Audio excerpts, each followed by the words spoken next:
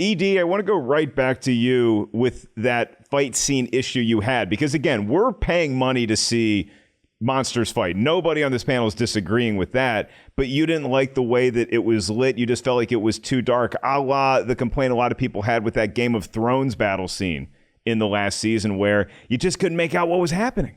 Yeah, that was the biggest problem, is that they're all in the rain, they're all in the dark, and so you're seeing these monsters like collide, and then they'll cut to a shot of a human like running away from them, and then they cut back to the monsters, and like maybe one of them is taking a slow swing, and then they cut back to the human. And I'm like, look, you have all of these monsters, these classic monsters, and give us more monster moments. Like I get, Godzilla ripping like Ghidorah's head off and eating it at the end. I'm all for, and I just wanted like 6 more of those moments in this film. Like, give us some like gnarly midnight movie monster stuff. Monsters, Mortal Kombat. That's what this movie should be. Yeah, some more like goo. Like, give us like some ooze. Like some real nasty ooze, like somebody's like arm getting like ripped off, and then I want to see one monster eat it and another monster like drink ooze out of an arm. Like, give us some like crazy monster madness. That's what we want to see. And it's just every single action sequence is either underground in some monarch cave. There's like 70 of them in this movie. Or they're outside in the dark in the rain. And, even there's a bolt of lightning every once in a while, and you get like a money shot that looks like it's like the middle of a graphic novel. And I love some of those shots, but they're just like still images. They're just like GIFs, and that's it. There's nothing else there. And so, yeah.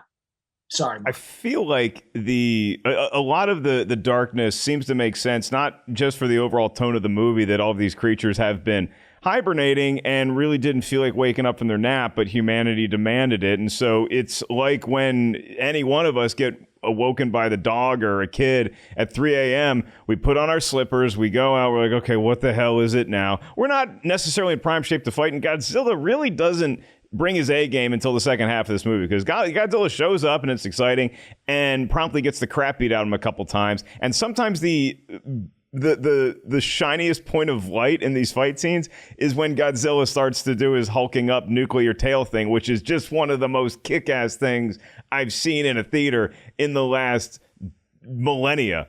But Jacqueline, if we're pivoting from fight scenes, and you say the fight scenes aren't the biggest issue you have with this movie, I think I can go out on a limb and say, yeah, the humans need to figure their stuff out quicker so that we can get back to maybe better lighting with the monster fights.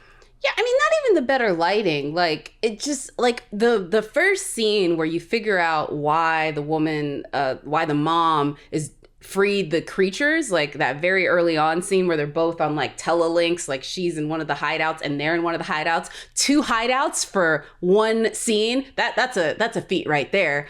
And the thing that just struck me about how stupid and pointless all of these are is when Millie Bobby Brown like comes in there and like there's her dad and she like pops in, "Hi Dad, I'm sorry," and then pops out, and that's it. That's all she has. And then the woman does her exposition and she tells the story of the stupid monsters. I'm like, why?